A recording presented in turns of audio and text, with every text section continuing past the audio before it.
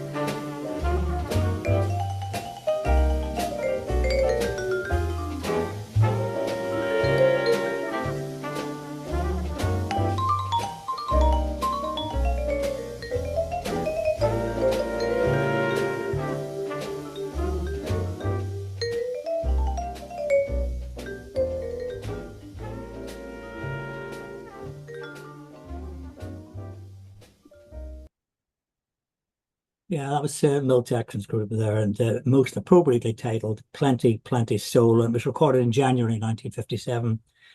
Well, we're in the year of 1976 at present, and on the 28th of October, our much missed former Life President Harry Fisher was presenting a recital on the Earl Hines Orchestra. Personnel on this track is a bit unsure, but the band at that time contained people like Bud Johnson, Scoops Carey, and Billy Eckstein. And this is a piece simply called, using Earl Hines' nickname, "The Father Jumps" by Earl Hines and his orchestra, 1941.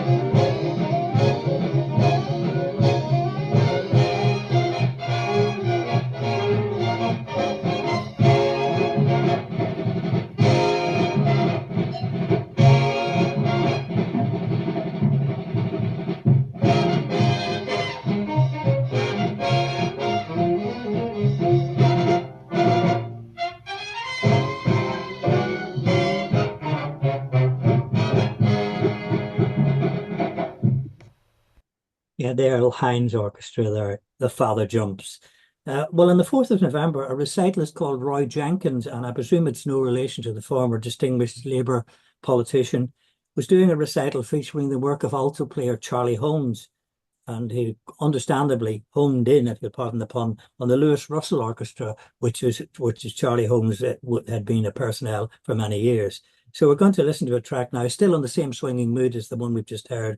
This is Lewis Russell and his orchestra with Dr. Blues, and the people involved here, as well as Lewis Russell himself, is Henry Allen on trumpet, J.C. Higginbottom trombone, Charlie Holmes, of course, on alto, Albert Nicholas on clarinet, Teddy Hill on tenor, Louis Russell at the piano, Paul Barberin on drums and vibes, and the great bass player to watch out for, George Pops Foster. And this is Lewis Russell and his orchestra featuring Charlie Holmes, and it's Dr. Blues.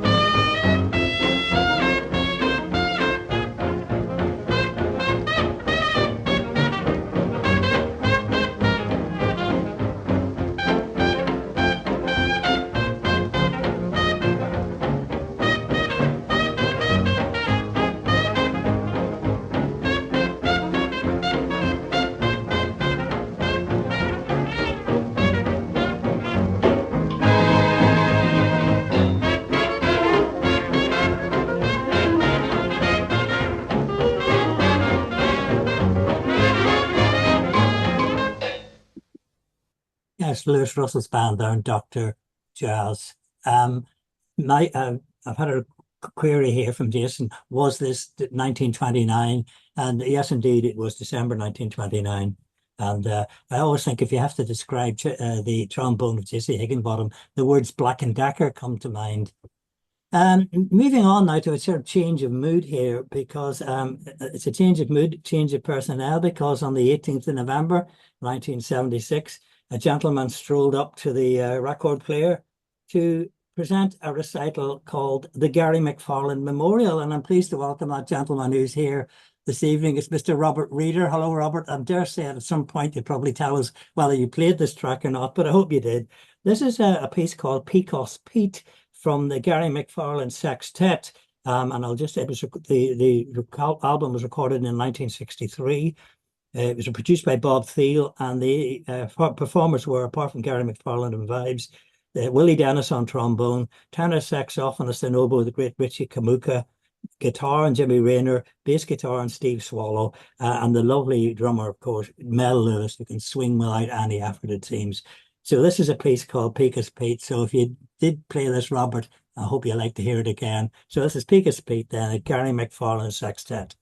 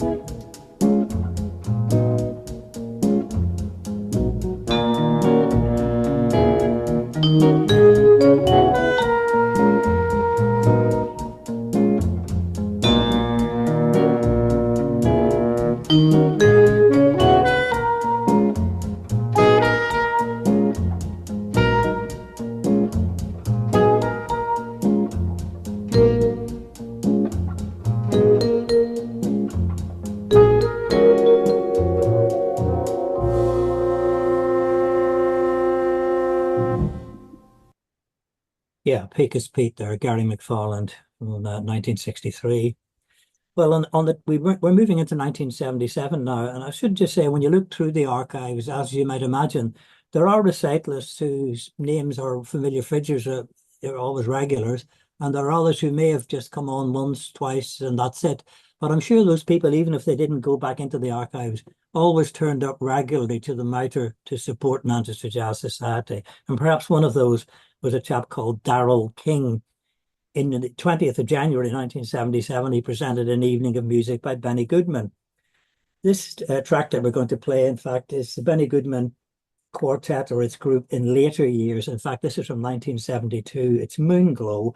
I've chosen it really because I think it was Gene Krupa's last appearance with the Benny Goodman small group. I think he died less than a year after this. I think the piece that we're going to play is Moonglow. And just to give you the lineup, it's Goodman on clarinet, of course, Lionel Hampton vibes, Teddy Wilson piano, Gene Krupa on drums, and George Duvivier on bass. And as I say, this is probably from 1972, Gene Krupa's last appearance, I think. So it's Moonglow.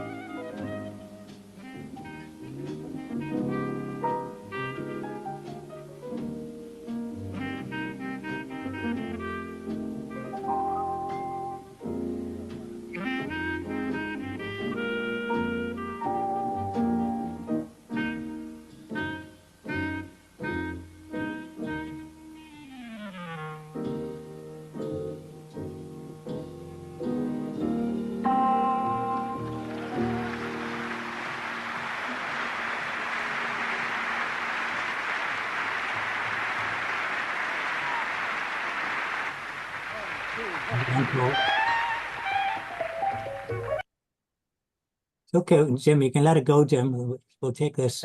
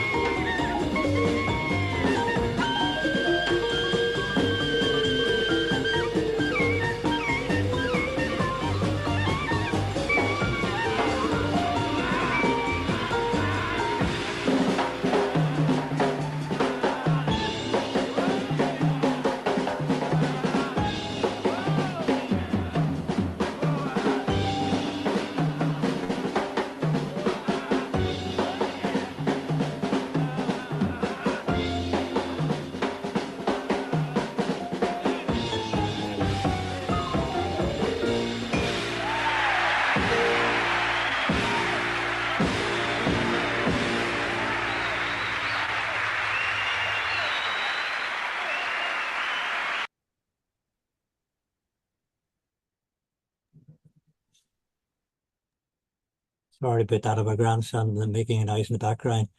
You can see there that that was four men who never lost their love for their music. It's quite inspiring to see that.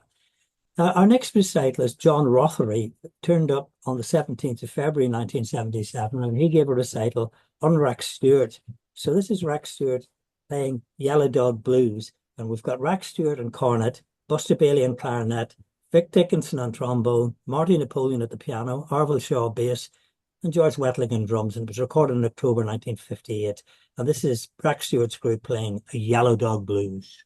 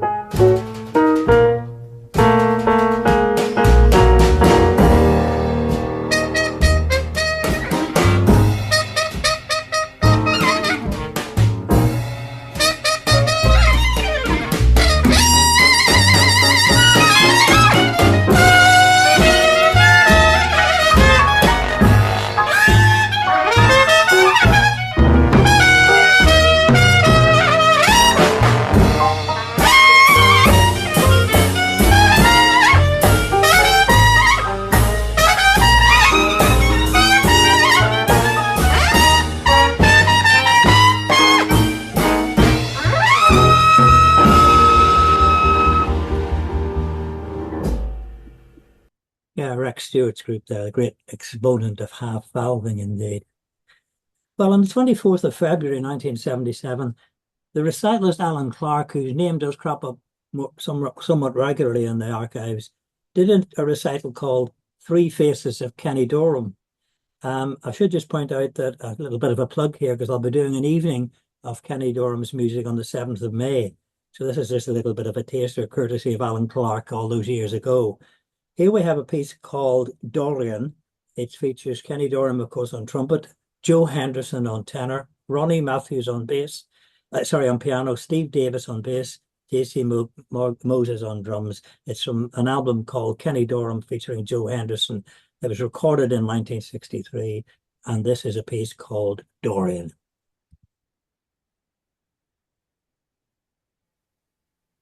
Starting off the show, here is a thing written by Ronnie Matthews, who's the pianist with our group. Here is the very interesting and beautiful, which is jazz, Dorian.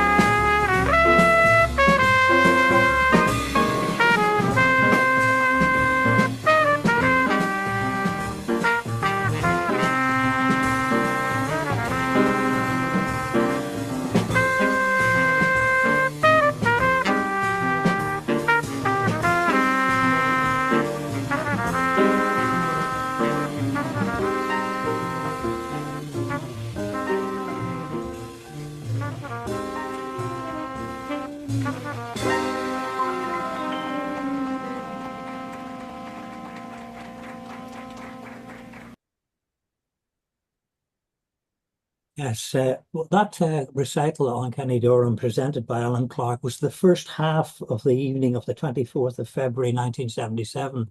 And I'm going to move directly into the second half of that evening to take us up to the break. And it was a complete change of mood then, and it's a complete change of mood now, because this is a track featuring Jabbo Smith's Rhythm Aces, Jabbo Smith on cornet and vocals, Omer Simeon's good piece here on clarinet, Casino Simpson at the piano, Ickley Robinson on banjo, Hayes Alvis, I think, on brass bass, Chicago, February 1929, and it's a piece from Jabbo Smith's Rhythm Aces called Sweet and Low Blues.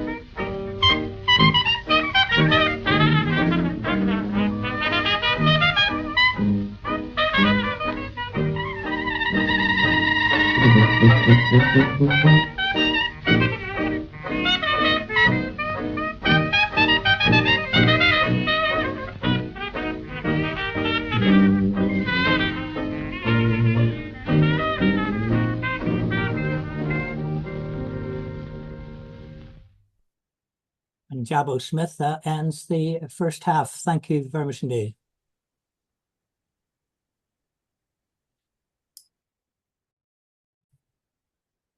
Hello again, and thank you and welcome to part two of Manchester Jazz Society Recitalists Remembered. And this time we're in the year of 1977. In March, the 3rd of March in that year, Jeff Walker presented what turned out to be a rather prophetic recording, really. And this was by Ornette Coleman's group, and it was Ornette Coleman's composition, A Lonely Woman. It was from the LP from 1959, The Shape of Things to Come, recorded on Atlantic, with Billy Higgins on drums, Charlie Hayden on the bass, Don Cherry on cornet, no piano, but a lot of impassioned playing. And this is indeed The Shape of Things to Come, Lonely Woman. 1959, but recorded here by Manchester Jazz Society from the 3rd of March 1977.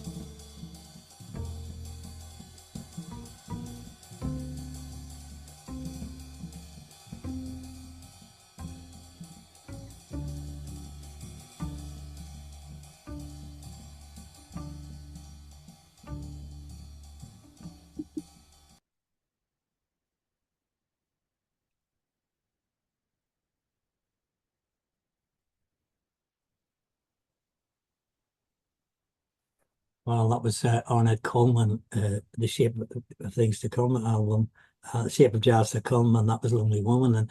And the following week, that was from a recital on the 3rd of March, 1977. And the following week, on the 10th of March, 1977, brought to the turntable a man who I think, if those who remember him, would have very, very little time for the music we've heard.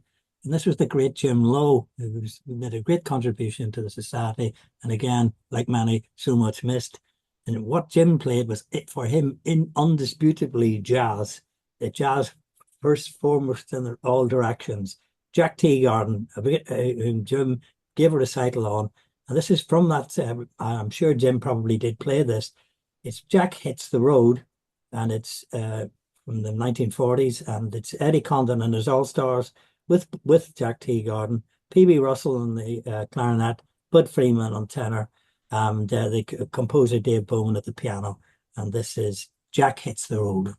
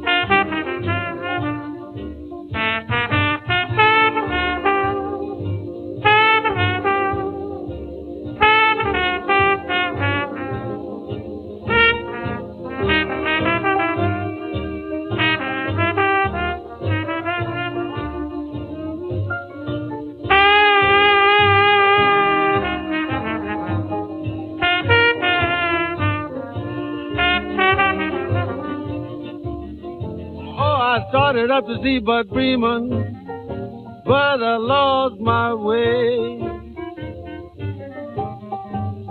Oh, I started up to see Bud Freeman, but I lost my way. And I thought for a minute I was on the road for MCA.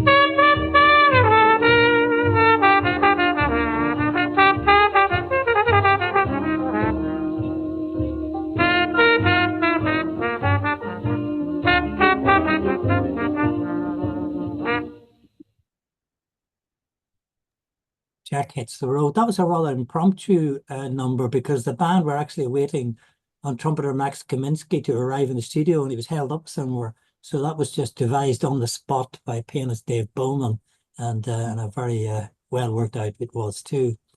As is well known, Manchester Jazz Society at this time contained one of its biggest and important members, Eddie Lambert, an international authority in Duke Ellington, who contributed so greatly to the society over the years. I had the pleasure of meeting him once very briefly, although I'm sure Alan Brown will remember him very well.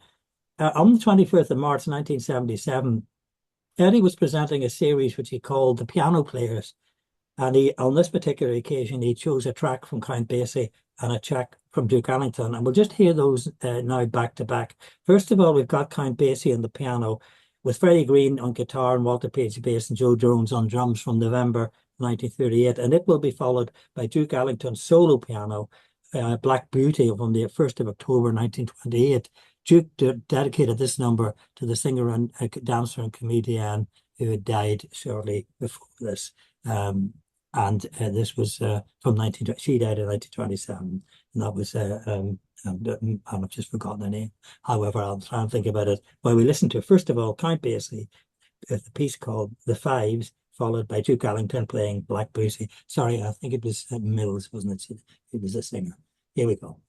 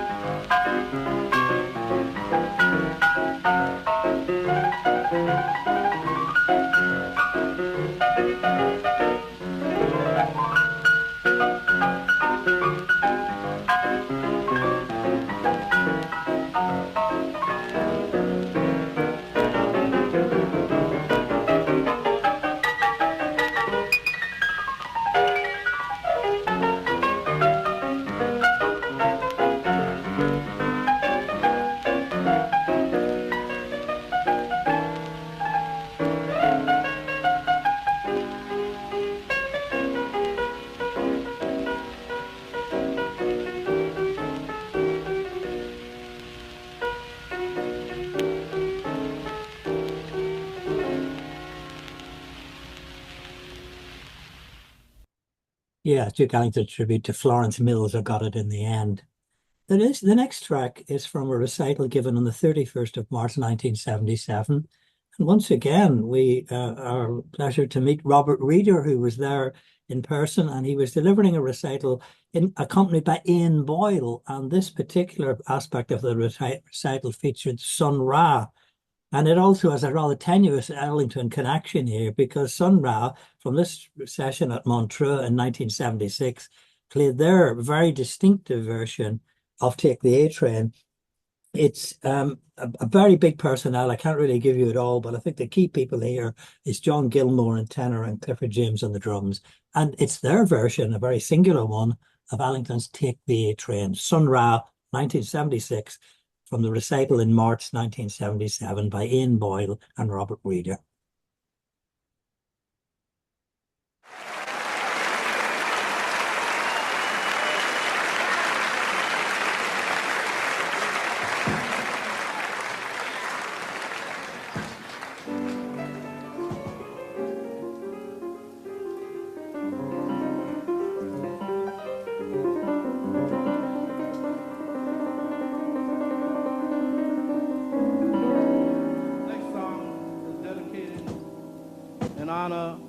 Another great musician, Duke Ellington. One of his compositions, Take the A Train.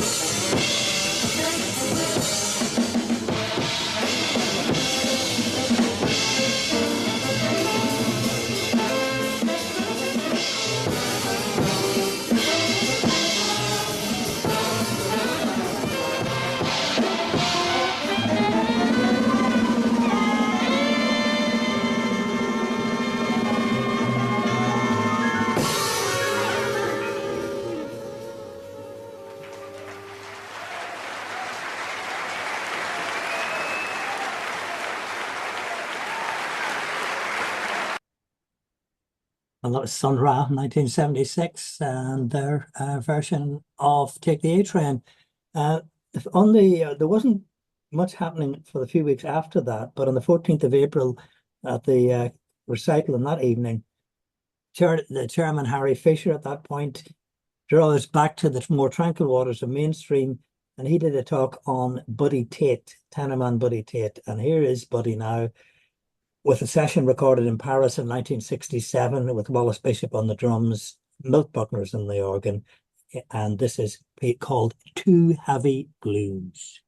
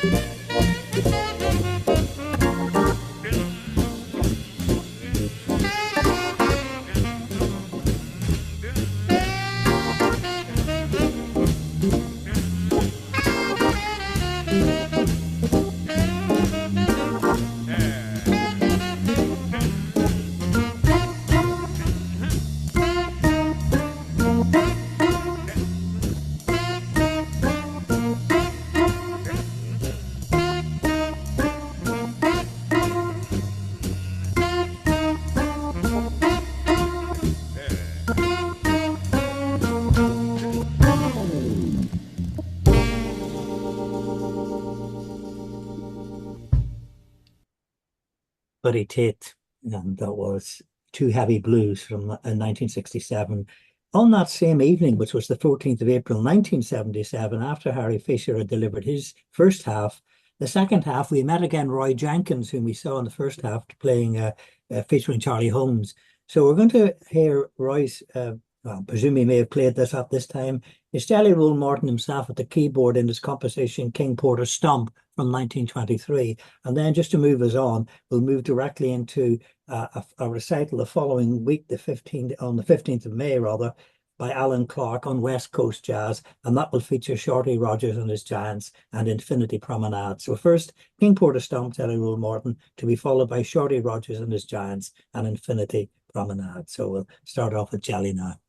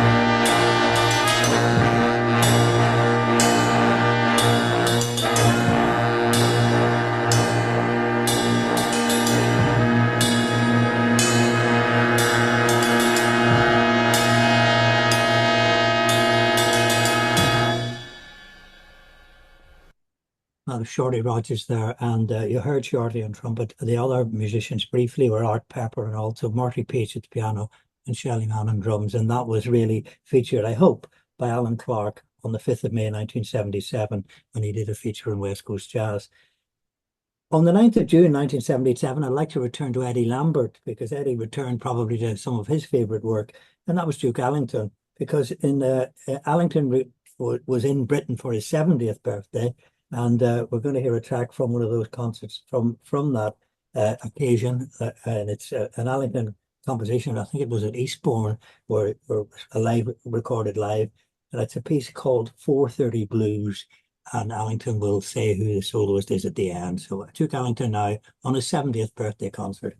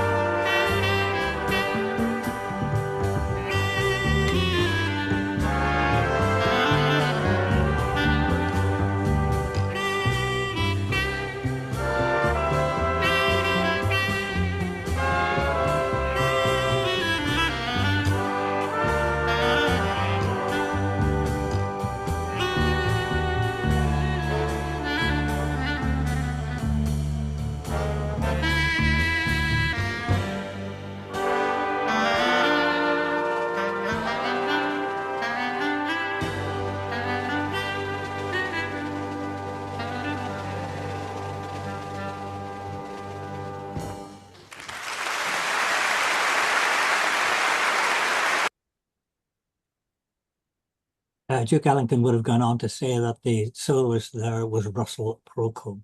And that was a piece, boom, boom, boom. Just check my files again. A piece called 4:30 Blues. I usually like to try and keep as far as possible as to what might have happened on these occasions and try and choose pieces that would have been played on the night. On this occasion, I've broken that rule in a sense because on the 23rd of June 1977, Peter Kennedy, another long stalwart of the Society, presented a selection of Fats Waller tunes. But I noticed in recent times, the work of Emmett Cohen seems to be very popular with some of our audience today. So I've taken the liberty here of taking Fats Waller's tunes, but not as Peter Kennedy would have done them because they weren't recorded then, but a selection by Emmett Cohen playing a Fats Waller melody. So we'll hear that now.